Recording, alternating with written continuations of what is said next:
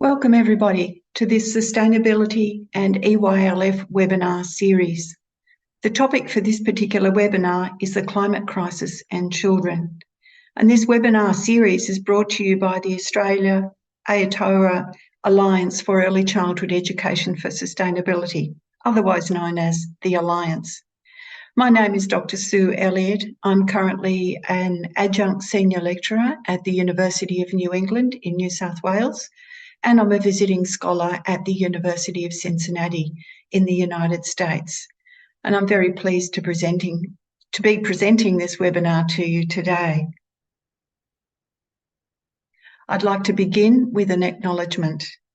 I pay my respects to Anawan and Gamilaroi elders, past and present, and to the Aboriginal and Torres Strait Islander peoples on the many lands that you join us from today, and who continue to nurture children and country as they have done for thousands of years. I would also like to add an acknowledgement for the earth. I would like to take a moment to acknowledge the context within which we gather. We meet at a time when the human species is having an unprecedented impact on the planet. We do this at the beginning of this gathering as a reminder that the discussions we have here, the decisions we make, and any actions we take as a result will have consequences for other people and other species, both those living now as well as future generations. This is an important acknowledgement in addition to the First Nations people's acknowledgement that we recognise that humans are one species on this planet and that we need to work with the planet and change our relationalities with the planet for sustainable futures. In overview, this webinar is about big picture understandings. So we're going to cover today what is the global climate crisis? What does it really mean? What are the implications for young children? And so what does sustainability and education for sustainability mean? So I hope you find these topics of interest, and we're going to conclude with some reflective questions at the end.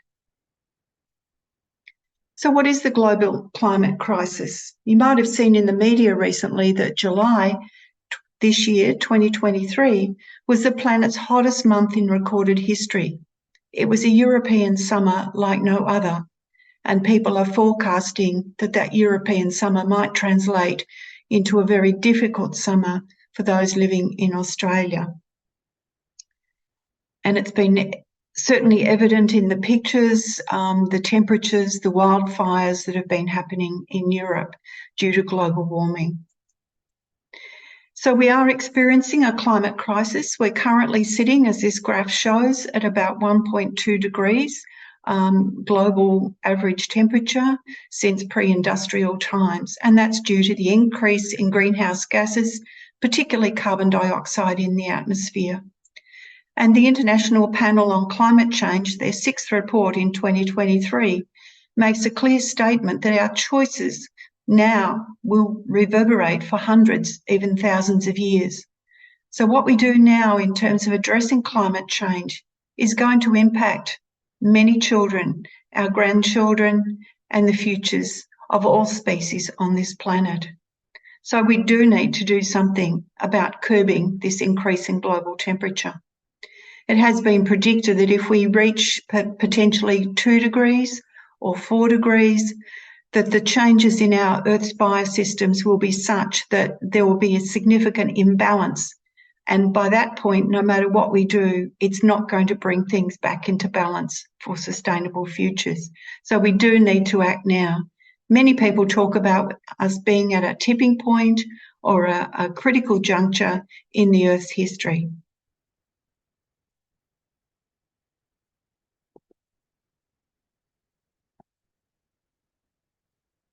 The Intergovernmental Panel on Climate Change report also makes these sorts of statements. The findings are alarming. It's the most sobering report card yet on climate change and the Earth's future. The now unequivocal influence of humans, it's humans that are causing this climate crisis. Many changes are already irreversible, and humanity is now at a crossroads. All species are endangered. All plant and animal species, human species, and even snowmen. Perhaps in the future you might be reading storybooks to children about snowmen that they have no direct experience of. It's something from the past, before climate change was such an issue. Another way of thinking about climate change is to consider Earth Overshoot Day. And this year, in 2023, it occurred on August the 2nd. And it's the date by which we have globally exceeded the Earth's capacity to regenerate the resources used. And in Australia, we actually exceeded this date much sooner, on the 23rd of March, because of our high levels of standards of living and our consumerism. We expended all our allocation of the Earth's resources, if you like, by the 23rd of March. Not enough time for the Earth to restore and regenerate those resources. You might make the analogy to your bank account. That's the easiest way to understand this.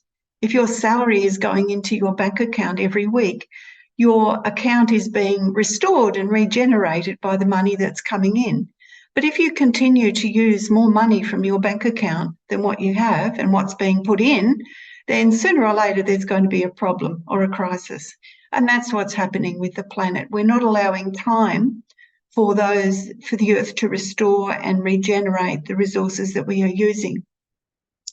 The other thing to note in this country overshoot day mapping is that you'll notice that countries that have very high standards of living and consume many, many resources are located very much on the right-hand side of the diagram. In the early months of the year, we use up the resources very quickly, but in countries, typically developing countries, the resources last quite a bit longer because of the different ways of living in those countries. So that's something important to remember about the inequities that are occurring on the planet, the global inequities for people and how they live and what that means for the resources and the regeneration of the Earth.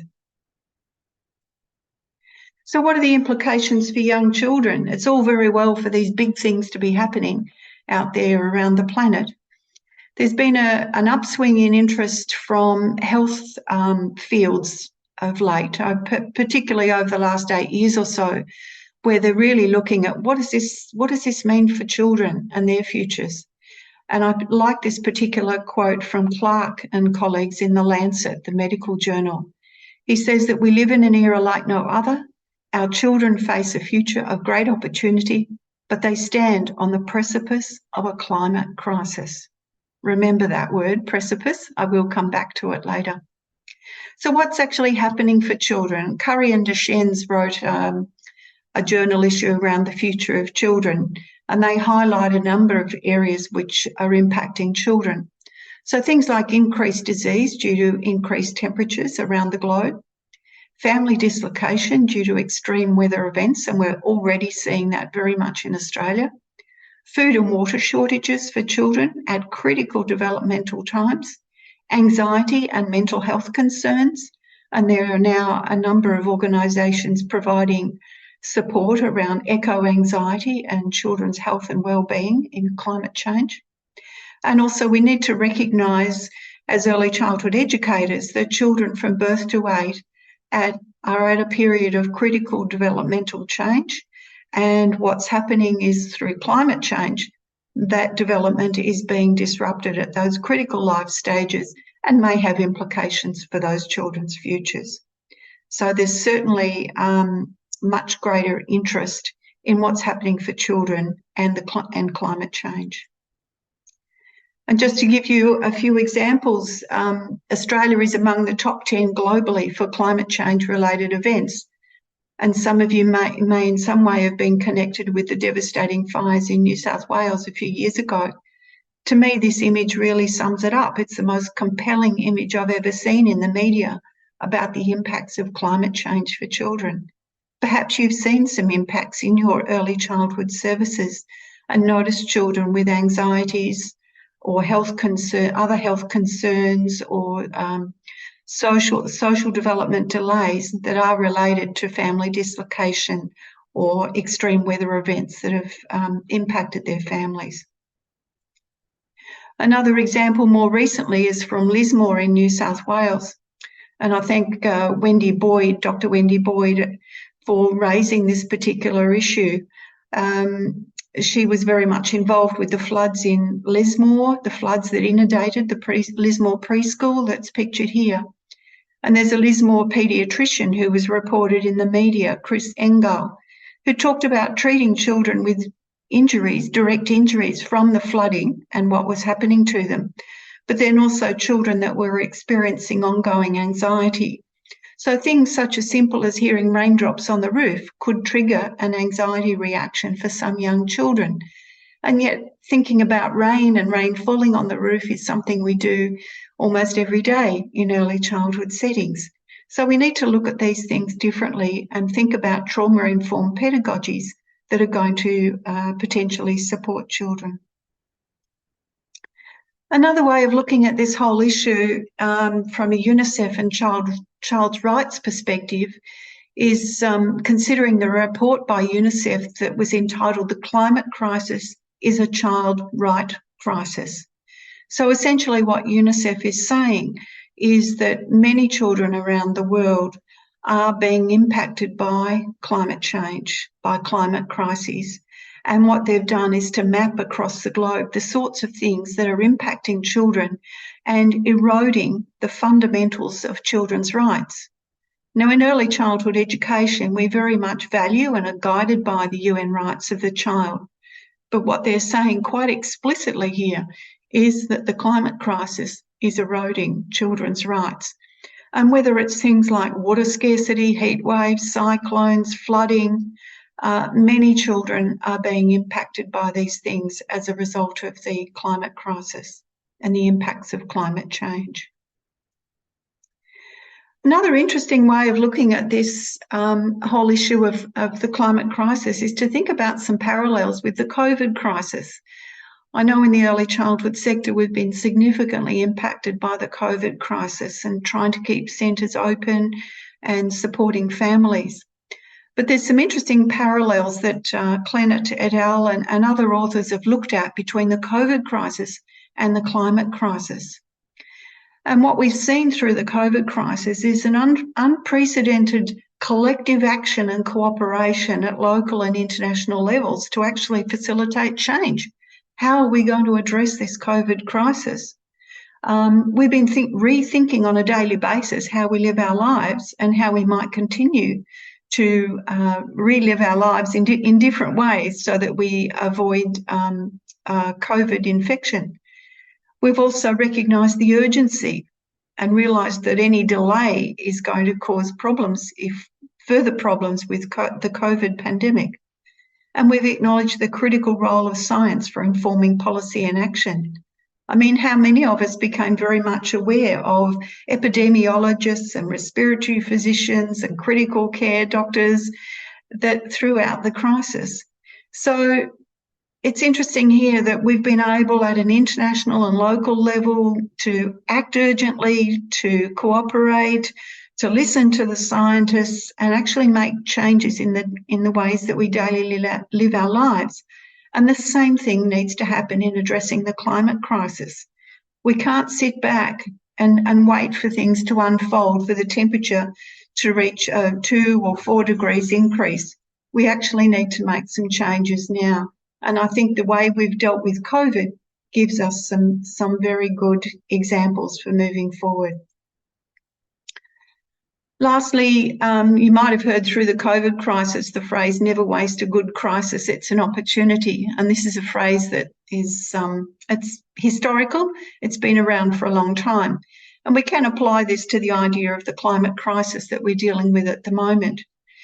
Essentially what I'm talking about here is that we're currently in an ecological epoch, an era, if you like, called the anthropocene, anthro coming from human, which means this era in the world's history is actually defined by the negative human impacts on the Earth's biosphere, leading to potentially irreversible climate change. And this idea was first coined in 2007 by Stephen Crutzen and McNeil. So we're living in the Anthropocene, defined by negative human impacts. What we need to do to deal with the climate crisis is actually to transition to the echosene, which is a different type of ecological epoch or era. It requires a worldview shift and major changes in values, systems and policies aligned with relational changes between the human species and the earth. It's a new way of ecologically informed living with the potential for collective global transformation. So I've just illustrated we went through collective global transformation around the COVID crisis. Surely we can be doing the same thing around the climate crisis, and that's what needs to happen.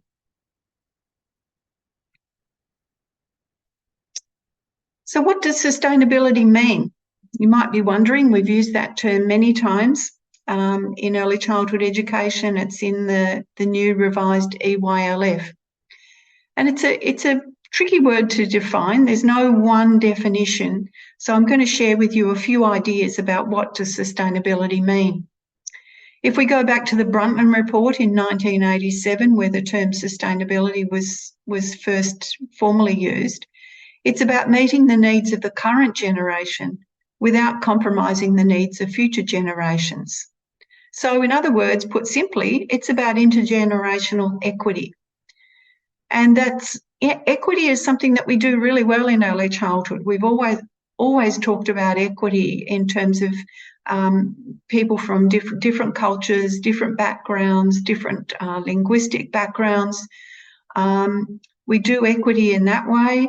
But we also need to think about intergenerational equity, about children, grandchildren, and great-grandchildren forever and a day. And it's also equity in the sense of thinking not only about humans, but thinking about other species on this planet. There needs to be equities in how we share the resources of this planet with all species, not just humans, not being anthropocentric, but taking a more ecocentric view.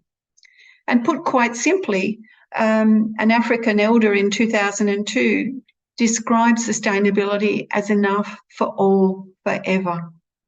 I think many young children that you work with could potentially understand that. Sustainability is about enough for all forever.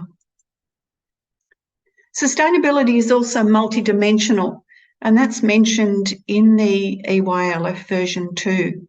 And it goes back to some UNESCO work in 2010, where they first described this particular mapping of sustainability as multidimensional, comprising 4 dimensions: natural, political, social, and economic.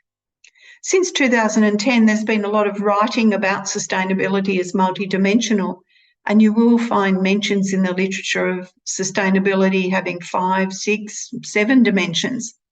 But the key point here is to think of it as multidimensional, not what dimensions, but multidimensional. And one of the challenges I see from my experience in early childhood education is that we very easily default to the natural dimension and potentially see sustainability as being outdoors with children, having natural materials to play with, sharing awe and wonder about nature, or scientific investigations of nature. That's certainly part of engaging with sustainability with young children, but we also need to think about the other dimensions, the political, economic and social dimensions. And the multidimensional approach is certainly in the EYLF, and we need to keep that at the forefront of our minds when we're thinking about how pedagogically and practically we engage with sustainability in our early childhood services. I'd just like to spend a moment talking about some of the weak approaches and stronger approaches to sustainability to just deepen your understanding about what we're talking about here. Drawing on some work by Roos and Jones in 2016, my colleague Julie Davis and I have been developing a new publication with Early Childhood Australia. And what we've tried to do is to deepen some understandings through thinking about these weak approaches to sustainability, which can often be described as simply tinkering at the edges, and they're underpinned by traditional worldviews. These sorts of views about human and nature as a binary, typified by humans seen as separate from nature. I mean, how do you see humans? Are they separate from nature, or are we actually part of nature? It's an interesting discussion. Perhaps stewardship approaches to the environment. We care for the environment, we care for plants and animals. We often say that in early childhood, but we need to do more than caring. Do we see human rights as exclusive and prioritised, that humans are in control of everything and our need for resources prioritises everything else? And unlimited development without realistic ecological boundaries. Development does occur, but we need to do it within the boundaries of this planet, as I illustrated with the Earth Overshoot Day. So, for example, weak approaches to sustainability might be something like having a worm farm in your early childhood centre. Sometimes we joke about the child to worm ratio. Well, a worm farm is a starting point, but it's really tinkering at the edges. If you're really going to address sustainability in your early childhood service, we need to take on much stronger approaches to sustainability and keep that multidimensional idea in the back of our minds. So what might be some strong approaches to sustainability underpinned by alternative worldviews? So we're talking here about an ecocentric worldview, an intrinsic valuing of nature. Restorative and regenerative approaches, those two words, restorative and regenerative, are increasing in the literature about the earth. It's not about care, protect and conserve only, it's also about restore and regenerate. We need to acknowledge the interdependencies of humans and natural assets and capacities, that we're all in this together. The human development needs to occur within the limits of the planet's ecosystems, such as I illustrated with Earth Overshoot Day. And we need to have ethically strong positions and actions. So an ethic of sustainability needs to underpin the sorts of things that we're doing in our early childhood services. And I've chosen this particular image here. This is some children's biotopic mapping of a local waterway that they visited on a regular basis. And in this biotopic mapping, the children have actually drawn in the plants, the animals, the physical aspects like the waterways and the rocks and the logs, but also the human impact, such as you might be able to see there's actually rubbish in there, there's some bridges. All of these things, these children were exploring that local biosystem and coming to understand how all those things were connected, how they were interdependent, and also looking at ways that they could act to restore and regenerate this waterway simply by picking up the rubbish that the water birds were eating. So there's really a depth of understanding about this waterway, really very much aligned with strong approaches to sustainability. So defining education for sustainability, I think I've given you a few hints there already with those strong approaches. But education for sustainability develops knowledge, skills, values and worldviews for people to act in ways that contribute to more sustainable patterns of living. That's what we're trying to do. And in early childhood education, it's very much a transformative and empowering educative process, actively engaging children, families and educators who share an ecocentric worldview. So we go back to that idea of the echosene and having an ecocentric worldview where we see the interdependencies of humans, the plants, the animals, the physical environment, that we are part of that and we have a responsibility to restore and regenerate the environment. So I've put another picture here of a worm farm just to remind us that a worm farm might be a good starting point, but there's a lot more that we can be doing, and that will be explored in some of the other webinar sessions in this particular series. So what are some provocations to finish off with? How serious do you think climate change really is? Are you a climate change denier, or do you think it really is serious and we need to do something? How are children likely to be impacted by climate change? And I've given you a few thoughts there on what might be happening. But think about what's happening in your local environment. How do you define sustainability in your service? it's interesting to sit down with colleagues as we all bring different values, different perceptions, different ideas to our team discussions. How does your team define sustainability? What does it mean for you in your early childhood service? And then continuing on, thinking about how do you embed education for sustainability in your daily pedagogy and practice with children? And lastly, what can you do now to promote different ways of being with the earth and educating for sustainability when children are at that precipice, the precipice that was mentioned by Clark and colleagues in the Lancet Medical Journal. Children are at a precipice, and as early childhood educators, I strongly believe that we have an ethical and moral responsibility to act to support children and their futures and the Earth's future for all species. Thanks, everybody. Bye.